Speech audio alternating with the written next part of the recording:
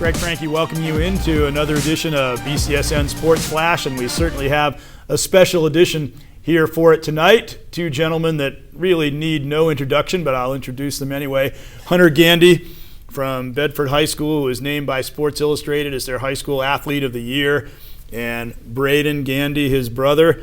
And these two teamed up on quite an odyssey, an adventure, a 57-mile walk, which really wasn't even the first time you'd done such a thing. And Hunter, you carried Braden on your back for those 57 miles. It was really something that just got the entire community, not only in this area, but well beyond, in your corner, and for really the support of research for cerebral palsy. And maybe you could tell us a little bit, first of all, anyone who kind of has heard the term, but they're not exactly certain what that means. What exactly is it, and then how did you get involved in such a massive undertaking as this that's gotten you really so much national exposure just across the entire country?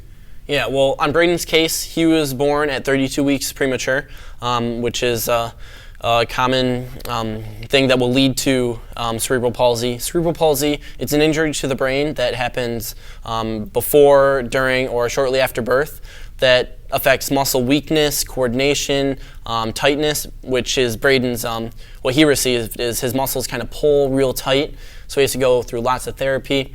He has lots of stretching that he does at therapy, lots of strengthening on treadmills and walking, and it just makes everything a little bit more difficult. Just getting around, transitions is really a big thing for him that he has to work on, and just from getting from a seated position to standing up at a table to into his walker. And it just makes everything a little bit more difficult for him, and he has to work through these difficulties, and again with the therapy, and it's a lot that he has to go through. And I wanted to tell people about cerebral palsy because a lot of people, maybe they've heard of it but don't really know what it's about, or maybe they've never heard of it at all.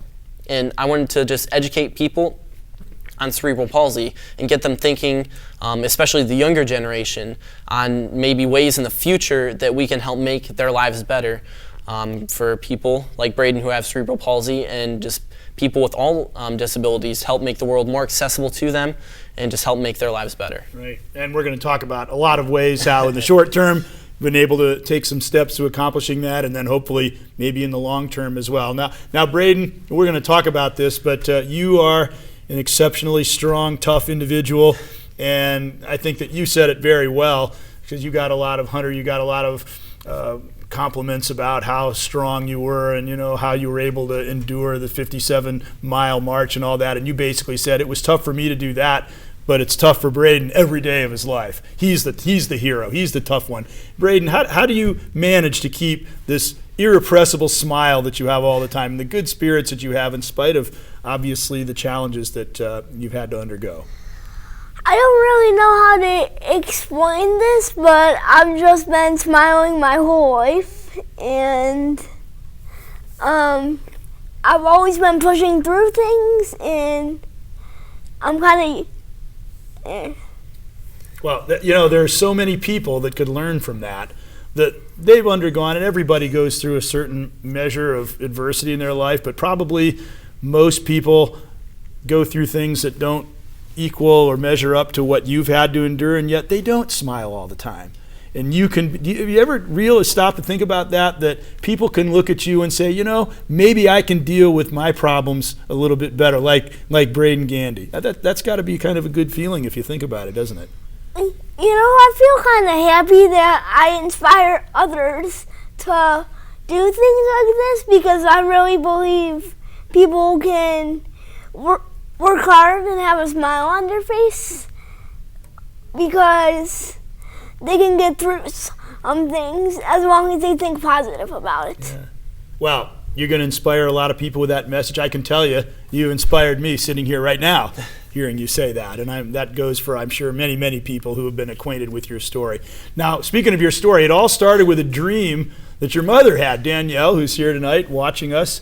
And that was quite a dream, and it kind of got the whole ball rolling. Tell us about that. Yeah, my mom had a dream, which she actually told me later that day. She had a dream that I carried Braden on my back, which is something that we do often. Just sometimes it's easier to carry him in and out of stores, or just when we're hiking or something, which I do it often.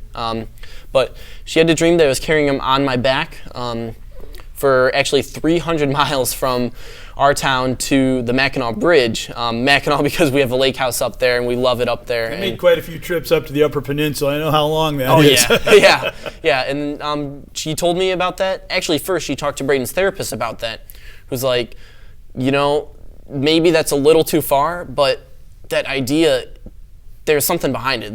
That's a good idea. That may have an impact. Basic idea's got merit. Yeah, that idea has potential. 300 miles may be a bit far. And then my mom actually came home, and at first she just told me the dream, and I thought, okay, she's just telling me what her dream was about. That was a cool dream. And then she tells me, what if we could actually do it? Now, the first time she said that, I thought she was joking. I thought she was joking that... You're joking, right? Yeah, exactly. To carry Braden on my back for an extremely long distance, because I carry him on my back, but not over extensive periods of time, like, say, days, over the miles that we were discussing. And then she just kept telling me it over the next few days, and we talked about it, and we're like, you know what? I think that just might work. It's crazy, and we decided on just the different details of it, and we're like, this is a crazy idea. It's insane to try to carry someone 40 miles, but it just might work. Yeah. So what did you think, Braden, when you first heard about the idea? Well, first I was kind of like Hunter, and I thought it was insane.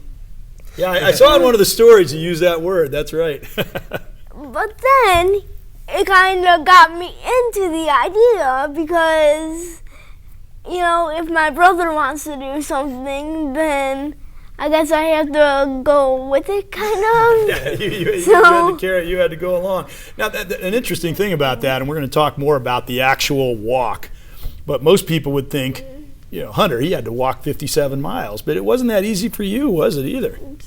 It wasn't very easy. It was better the second walk than was the first.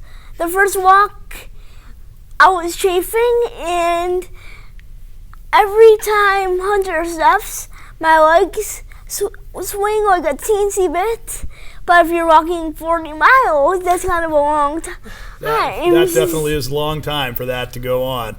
But you soldiered through it and came through it in fine style. Now, the one thing that was interesting, because this sort of led to a lot of other things. It led to a great deal of money being raised for the University of Michigan to pursue cerebral palsy research and other types of research, and also for a renovation of the playground at Douglas Road Elementary School so that Braden and people like him that have physical disabilities can play and interact with the other kids just as though they didn't have a disability. And that wasn't something that you planned on originally, was it?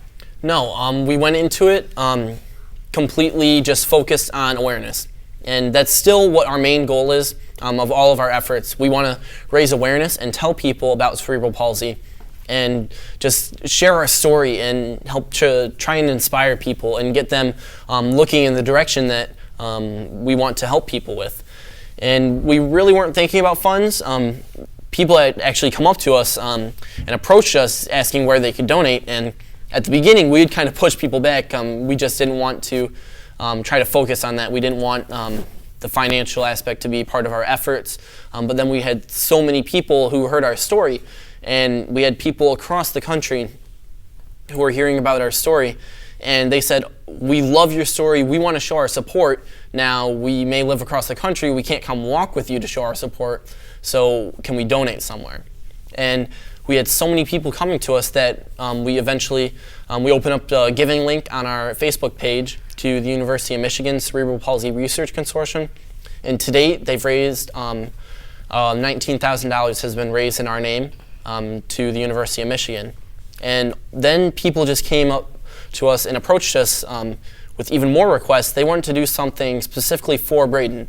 They wanted to see something that would make a difference in his life, and they wanted to kind of see their donations be taken into action.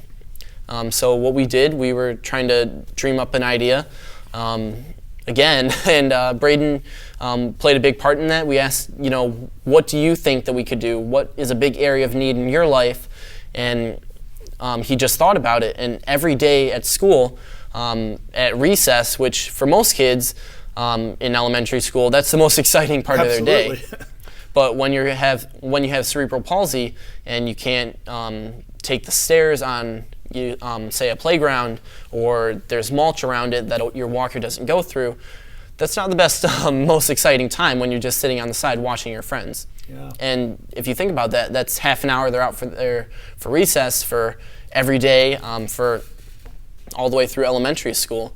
So we just kept coming up with ideas, and we decided to go with a new playground that we were going to raise money for at Braden School. Yeah. And I read that you even before that happened, Braden, you came up with you and your friends, a lot of creative ways to have fun out there anyway, which was really great. But now that they've got it completed, how has it made a difference for you? What do you get to do now that you didn't used to get to do? I actually get to get on the playground because I couldn't get on the playground because it was all stairs.